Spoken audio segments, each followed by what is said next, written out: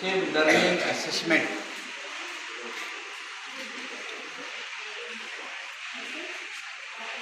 Assessment स्कूलों के अंदर जितनी भी होती है वो लर्निंग के लिए होती है,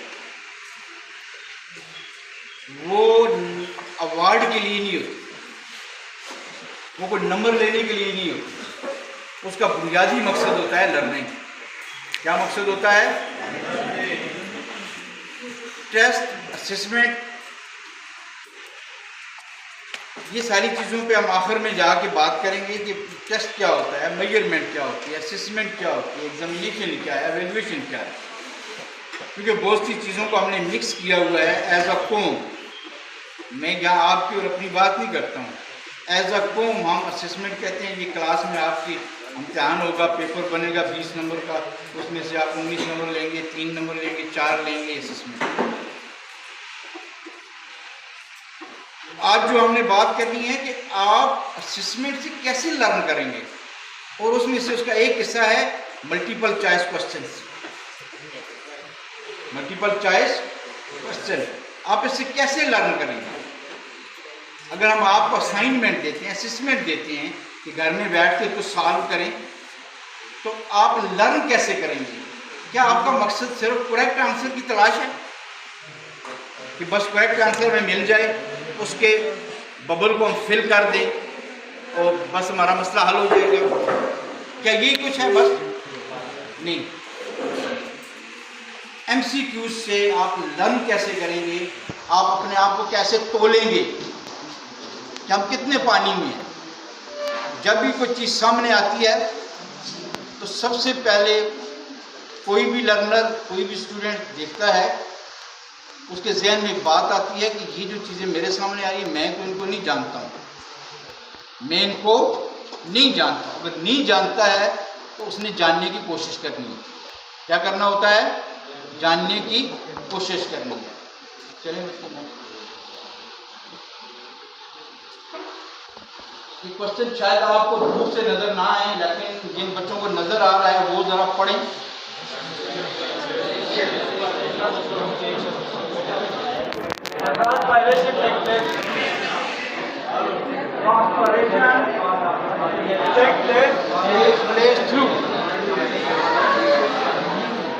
आपको बात आ गई है?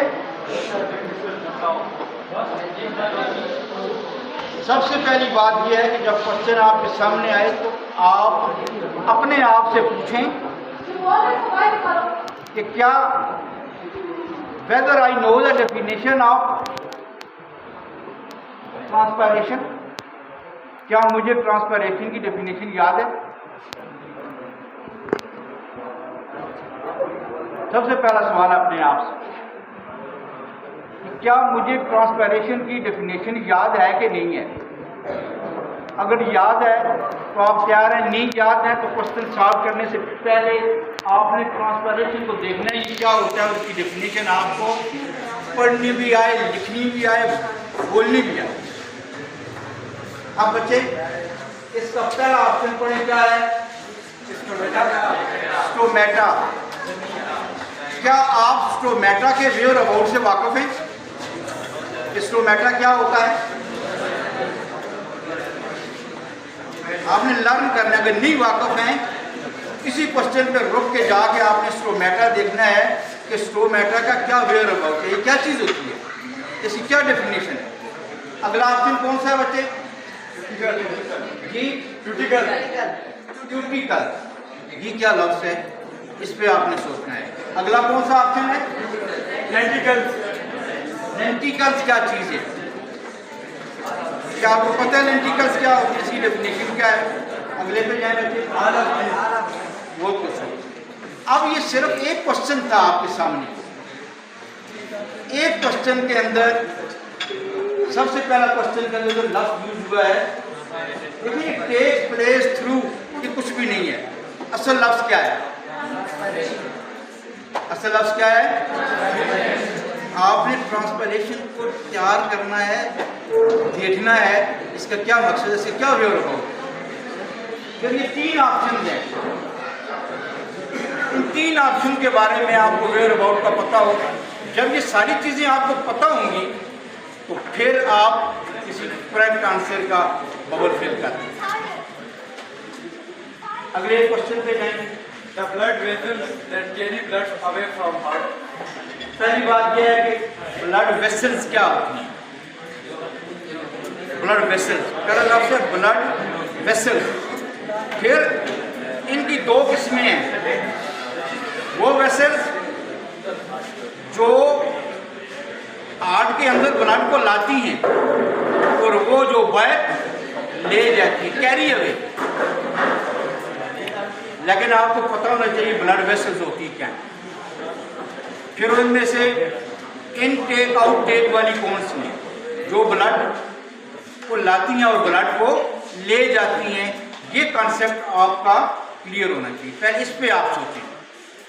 अब जिस तरह तैयारी नहीं होती कि आप अंधे वाह अंदाजा लगाएं तो बस वो ऑप्शन ठीक होगा, उसका आप अगर फिर कर दें, क्योंकि आप इम्तिहान में नहीं बैठे हुए हैं।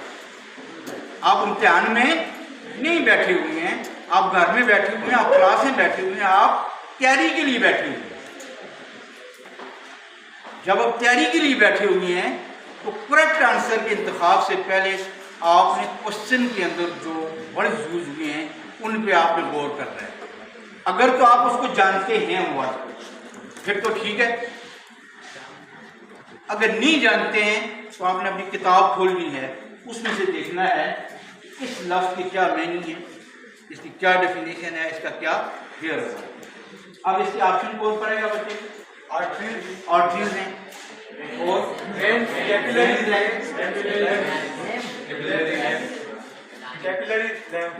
हैं और अब ये चार चीजें हैं, चारों अलग अलग हैं। ये चारों अलग अलग हैं, अलग अलग हैं कि नहीं है? इनका अपनी खुसूसियात हैं, इनके अपने करैक्टरिस्टिक्स हैं। इनका जो करैक्टर है, जो खुसूसियात हैं, जो करैक्टरिस्टिक्स है, उसको आपने देखना है चारों को। चार आपके लिए तैयार हो गए, चारों के बारे में आप जान सकेंगे, जानना और अच्छे तरीके से जानना। इसी तरह बच्चों, जब आप अगले एमसीक्यूज पे जाते हैं, उससे अगले एमसीक्यूज पे जाते हैं, ये आपके लिए लर्निंग असेसमेंट बनना चाहिए। घर में आपको होम असाइनमेंट दी जाती है या क्लास में दी जाती है असाइनमेंट, उसका मकसद कतई ये नहीं है कि आपको कुछ नंबर उसके दिए जाएंगे। अलबत्ता अगर टीचर चेक भी करता है, उस असाइनमेंट को नंबर नहीं देता, टीचर सिर्फ रिमार्क्स में लिखता है इस बच्चे में ये खामियाँ हैं, इस बच्चे को ये चीज़ें क्लियर नहीं है। अब हम आपको होम असाइनमेंट दें, आप घर में जाके किसी ट्यूटर से, किसी बड़े बहन भाई से करवा दें, तो आपको कोई फ़ायदा होगा? ये जो धोखा आप दे रहे हैं, ये धोखा आप मुझे दे रहे हैं ना, पक्की बात है ना, जब किसी और को दे रहे हैं। किसको धोखा दे रहे हैं? आपको धोखा दे रहे हैं। टीचर को आप धोखा नहीं दे रहे कि टीचर कहेगा आपने बहुत अच्छा काम किया, किसी और को आप धोखा नहीं दे रहे हैं। ये धोखा सिर्फ और सिर्फ आप अपने आप को दे रहे हैं। तो जितना भी लर्निंग असेसमेंट का कॉन्सेप्ट है, मैम आप गलत आगे बैठ गए। बच्चे के सामने एक टास्क होता है, आपके सामने एक टास्क है, उस टास्क को आपने पूरा करना है, लेकिन अपनी जद्दोजहद से पूरा करना है। मेरे बच्चे आगे हैं मैम, अभी रिवॉल्व कर था लेकिन आप बैठी हैं, उनकी तरफ लेके जाना था लेकिन आपका सर आ रहा है, आपका सर आ रहा है।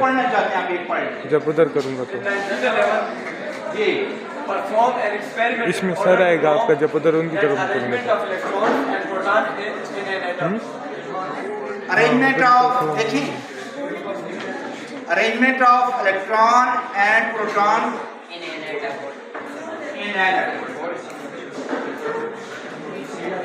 सबसे पहले आपको पता होना चाहिए एक एटम के अंदर इलेक्ट्रॉन और प्रोटॉन की क्या अरेंजमेंट होती है। अरेंजमेंट कहाँ पाई जाती है? या न्यूक्लियस में है, या सर्कल में है, या आउटसाइड द एटम में। ये बात, उसके बाद इसके आपने पढ़े बच्चे चारों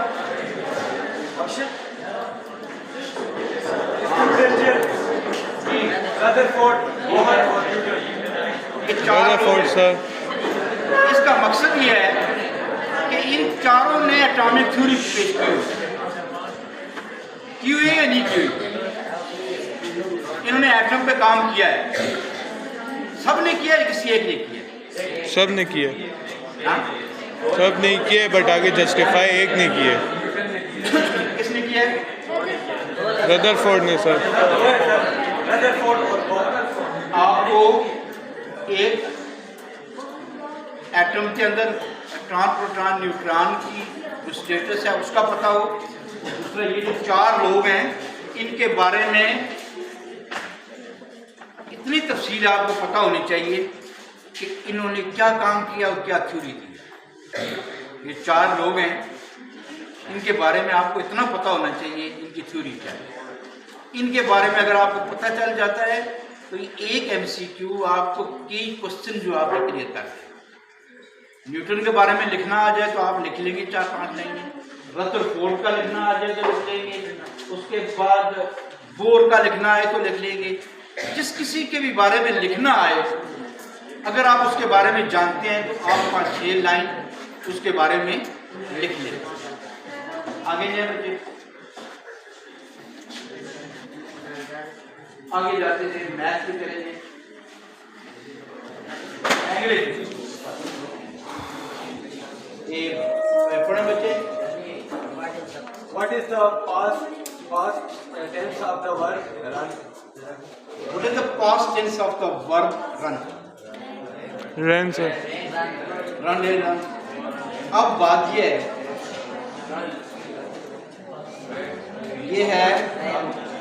देखिए पहली बात ये है कि पास्ट टेंस होता क्या है, आपको पता होगा कि पास्ट टेंस की कितनी किस्में हैं। पास्ट टेंस की कितनी, एक सिंपल सेंटेंस है, ये कोई उसमें बड़ा क्वेश्चन पूछने वाला नहीं है, आपके लेवल पर छोटा है। अब ये है कि यहाँ वर्ब की फॉर्म एक बात देखें, इसने चारों लिखी होंगी, तो एक उसमें से ठीक होगा, लेकिन हमें ठीक या गलत से गलत नहीं है। आपको ये पता होना चाहिए कि रन की सेकंड थर्ड फॉर्म क्या हो, पास्ट टेंस क्या है, सेकंड फॉर्म क्या है। बस अगला क्वेश्चन देखिए, क्या पढ़ेंगे, आगे भी वर्ब है जी। Choose the correct form of the verb to complete the sentence. She dash to the store every morning. Go. चुप हो जाएंगे। मिस, आप जिससे पूछना चाहती हैं पूछ लें।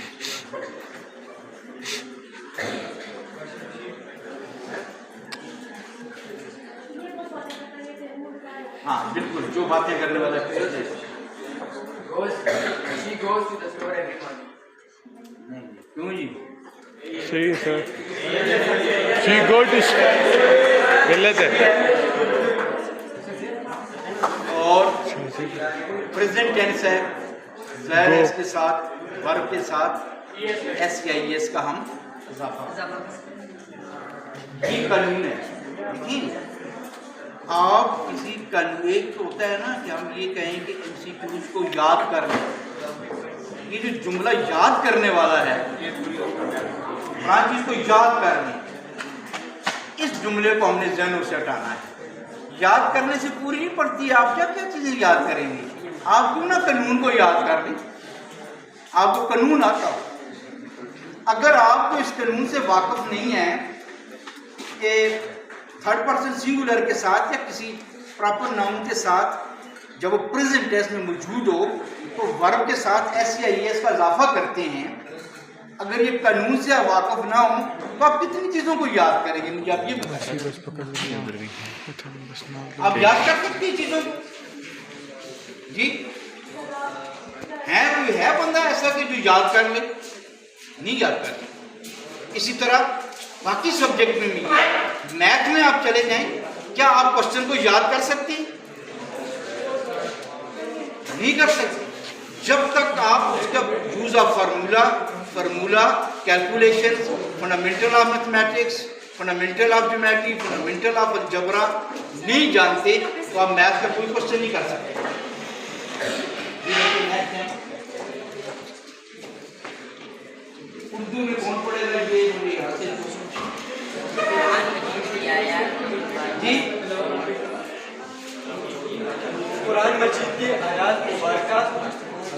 फरिश्ते लेकर नाज़िल होते थे।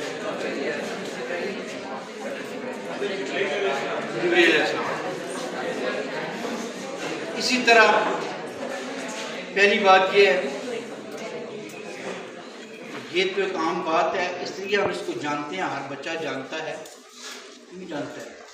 इसलिए इस पे बातें हमारे घरों पे होती हैं, मान नाम दूसरों की बात नहीं है। इस पे जो बातें हैं ना, वो हमारे घरों में होती हैं और रिपीटेडली होती हैं।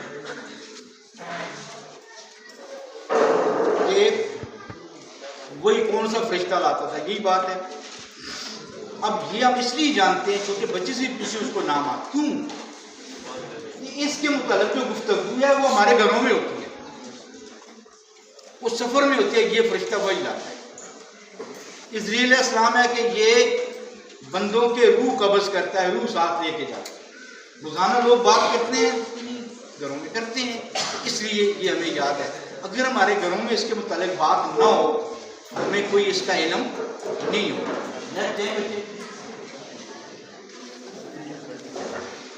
अच्छा, अब जरा पहले क्वेश्चन को पढ़ लें।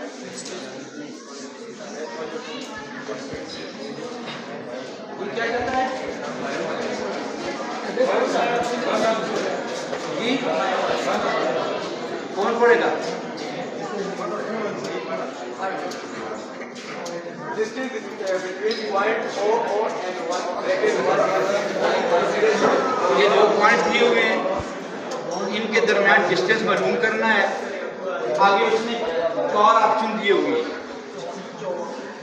बेटे, जब आप मैथ वाले बच्चे MCQs कर रहे हों तो जो क्वेश्चन सामने आए बैठ के उसे सॉल्व करें कि डिस्टेंस फार्मूला क्या है। अब इसके लिए डिस्टेंस निकालने की सबसे पहले आपको पता हो कि डिस्टेंस फार्मूला क्या है, डिस्टेंस कैसे निकाला जाता है। आप खुद निकाल के फिर फैसला करें इनमें से कौन सा आंसर करेक्ट है। वैसे किसी से पूछ के लिख देना, तलाश करके लिख देना, उसका कोई हमें फ़ायदा नहीं है। पूरी मैथमेटिक्स में ये होता है कि बच्चे क्वेश्चन सॉल्व करते हैं। आगे जाएंगे। पाकिस्तान स्टडी है जी। What is the most basic component of Pakistan ideology?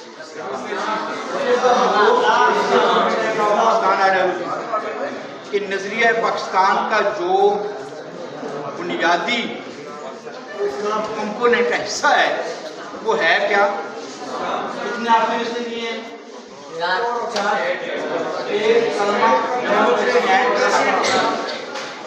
Ideology of Pakistan का जो बेसिक कंपोनेंट है वो है इस्लाम। अब आपको इसलिए पता है कि इसका बेसिक कंपोनेंट इस्लाम है कि आपने क्लास में, क्विज में जाते हुए बार बार इसको रिपीट किया। अब पहली बात ये आपको पता होना चाहिए आइडियोलॉजी ऑफ पाकिस्तान है क्या। आइडियोलॉजी ऑफ पाकिस्तान क्या है, इसकी डेफिनेशन आपको आनी चाहिए। ये बेटे नेक्स्ट में चला जाए, स्लाइड पढ़ेंगे। The motion of body about an axis is called random motion. The motion of body about an axis is called Random motion. Circular motion, आपको पता है। उसके बाद अगली मोशन कौन सी है?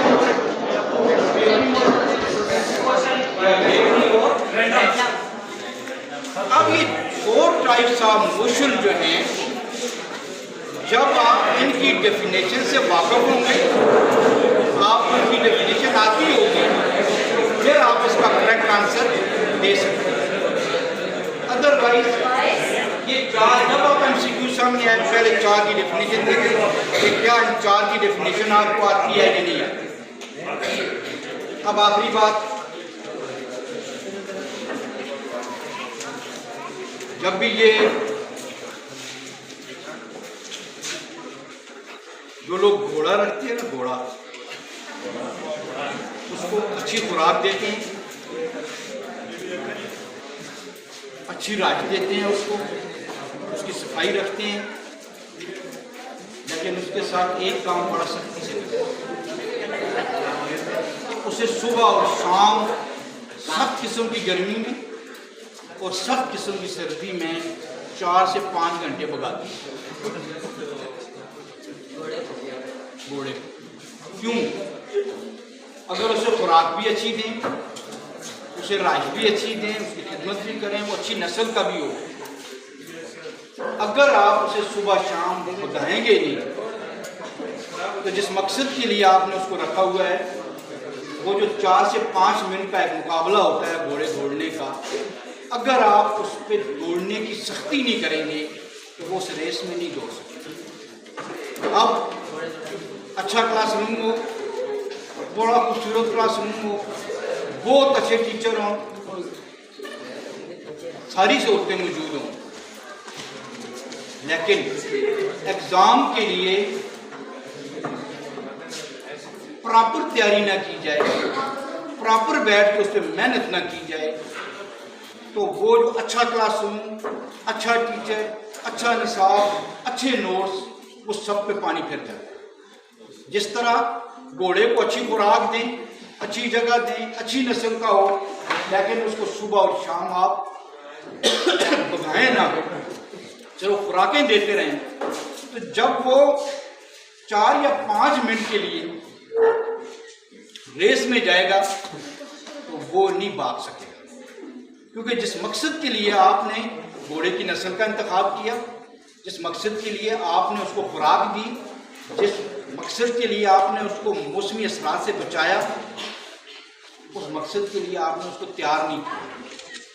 ये जो लर्निंग असेसमेंट होती है, ये बच्चा किसी भी इम्तिहान से पहले, हाँ वो असेसमेंट है, हाँ वो टर्म है, हाँ वो बोर्ड एग्ज़ाम है, उसके पास 2 दिन होते हैं, 3 दिन होते हैं, वो बैठ के सॉल्व करता है इसको। वो खुद जब उसके सामने वो असेसमेंट जाती है, उसे पता चल जाता है मैं कितने पानी में हूँ, क्या ये कॉन्सेप्ट मेरे क्लियर हैं, क्या मैं ये कुछ जानता हूँ या जानती हूँ, उसे पता चल जाता है। यकीन करें कि वो असाइनमेंट करते हुए उसे पता चल जाता है कि मैं पेपर कितना करूँगी या करूँगा। जब वो सारी assessment just like board paper, वही पैटर्न, वही क्वेश्चन, वही सब्जेक्ट, वो 2 से 3 दिन में उसने 10 से 12 ऐसे असाइनमेंट किए हैं, तो जब बोर्ड का पेपर उसके सामने इम्तिहान में आता है तो वो उसके लिए बेमैनी हो जाता है, उसे वो बच्चा कुछ नहीं समझता। क्यों? कि वही काम उसने पिछले 4 दिन में किया है, वही काम उसने पिछले 1 हफ्ते में किया है, वही काम उसने पिछले 2 दिन में किया। सबसे ज़्यादा बच्चे जो मार खा जाते हैं वो एग्ज़ाम के दौरान उनकी राइटिंग नहीं, लिखते नहीं, पढ़ते हैं, खाली पढ़ने से कुछ नहीं। जब लिखने की बारी आती है तो लिखने में स्लो होता है, वो टाइम मांगते रहते हैं, 10 मिनट दे दें, 5 मिनट दे दें, 2 मिनट दे दें, ये रह गया है। अब जब ये बार बार असेसमेंट आप घर में बैठ के करेंगे, एक तो आपको खुद अपना आपको पता चल जाएगा मैं कितने पानी, मेरी कितनी तैयारी है, क्वेश्चन आपको बता देंगे कि कितनी तैयारी है। इस तरह ये जो लर्निंग असेसमेंट हैं, हाँ वो MCQs हों, शॉर्ट हों, लॉन्ग हों, दूसरे हमारे जो लैंग्वेजेस हैं उसमें ज़मानों का इस्तेमाल हो, और चीज़ें इसमें हों, क्रिएटिव राइटिंग हो, ये आपकी प्रैक्टिस के लिए हैं, ये आपकी लर्निंग के लिए हैं, ये आपको कोई अवार्ड देने के लिए, नंबर देने के लिए नहीं, लेकिन वो वाले नंबर लेने के लिए प्रैक्टिस आप करेंगे वो। अब आगे मैं बात करूँगा, अगर कोई जानता हो टेस्ट क्या होता है, असेसमेंट क्या होती है, एवेल्युएशन क्या होती है, मेजरमेंट क्या होती है, ये सारी टर्में हमारे इम्तिहानों के लिए इस्तेमाल है, इम्तिहान है, ये सारे के सारे क्या हैं, इम्तिहान है। Test, examination, assessment, evaluation, measurement, ये टीचर के लिए भी आपकी असेसमेंट जो होती है, असेसमेंट के लिए कोई नंबर नहीं होती कि आपने 20 में से 10 ले लिए या 5 ले लिए। असेसमेंट में very good, good, excellent, ordinary, weak, और साथ ये है कि रिमार्क्स होते हैं टीचर के कि ये बच्चा कौन कौन सी चीज़ों को नहीं जानता, कौन कौन सी इसकी स्ट्रेंथ है और क्या इसकी वीकनेस है। असेसमेंट में जो असेसमेंट का लफ्ज़ दुनिया में इस्तेमाल होता है उसमें कोई नंबर नहीं होता, क्योंकि हमारे मुल्क में एक ये कल्चर है, हम सब किसी को, वो छोटा बच्चा जो है ना, बेटी की जितनी मिठाई सब किसी को लड्डू कहता है, उसको बता दें लड्डू है ये, तो लड्डू का लफ्ज़ उसके लिए बड़ा आसान होता है, वो जलेबी को भी लड्डू कहता है, ये लड्डू। तो हम भी सारे किसी को असेसमेंट ही कहते हैं कि ये सारी की सारी। अब सर ये फर्स्ट सेकेंड ईयर दोनों बैठे हुए हैं, अभी मेरे सामने डेट शीट नहीं है। अब टीचर ये करें कि जो जो यूनिट आपने दी हुई हैं पेपर में, उन यूनिट की जो लर्निंग असेसमेंट आपके पास तैयार हैं, ठीक है, नहीं तैयार है तो लर्निंग असेसमेंट पेपर से पहले इसी वीक में तैयार करके बच्चों को दे दें, ये अपनी फोटोकॉपी करवा दें, ये जो भी है ये असेसमेंट को सॉल्व कर लें। जो आपने दी हुई है, किसी सब्जेक्ट का मैं देख रहा था 1 यूनिट है, किसी के 2 यूनिट, 2 से ज़्यादा यूनिट किसी सब्जेक्ट का मुझे नज़र नहीं है। वो जितनी भी यूनिट्स हैं उसकी जितनी भी असेसमेंट तैयार है वो इनको ये दे दें, ये उससे प्रैक्टिस करके आएँ, ताकि असेसमेंट 2 में इनके पास कोई बहाना ना हो, कोई बच्चा भी 70-60% से बिलो हो। आज ही आप कर लें कौन कौन सी यूनिट्स आपने दी हैं, मेरे पास जो तैयार है मैं आपके साथ शेयर कर देता हूँ, इनके साथ शेयर करें कि प्रिंट निकाल के उसको ये सॉल्व करके। तो बच्चों ये सारी थी आज की बातें कि किस तरह मल्टीपल चॉइस क्वेश्चन आपके लिए जो है वो एज अ लर्निंग असेसमेंट बन सकते हैं कि आप इससे कैसे लर्न करें। आखिरी बात ये आपके सामने एक चीज़, एक टास्क आता है, क्योंकि हर वो शख्स मेरे समेत उस वक्त तक काम नहीं शुरू करता जब तक उसके सामने कोई टास्क ना आए। जब टास्क आ जाए उसको वो पूरा करने की कोशिश करता है। इसी के साथ हम आज ख़त्म करेंगे। तुम्हें से इनको लाजमी वो दें ताकि ये हमारा काम है, इनको चीज़ें दे देना। नहीं तैयार करते हैं तो हमसे गिला जुला, ख़त्म। फिर हम किसी को माफ़ नहीं करेंगे जिसको काम माफ़ उसी सूरत में होता है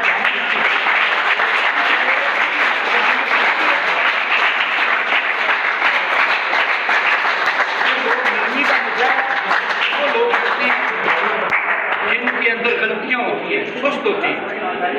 हमने गलतियाँ नहीं, हमने सारी चीज़ आपके हवाले कर दी है। अब फिर उसके बाद मैं इस असेसमेंट के बाद किसी से मैं कंप्रोमाइज़ नहीं करूँगा।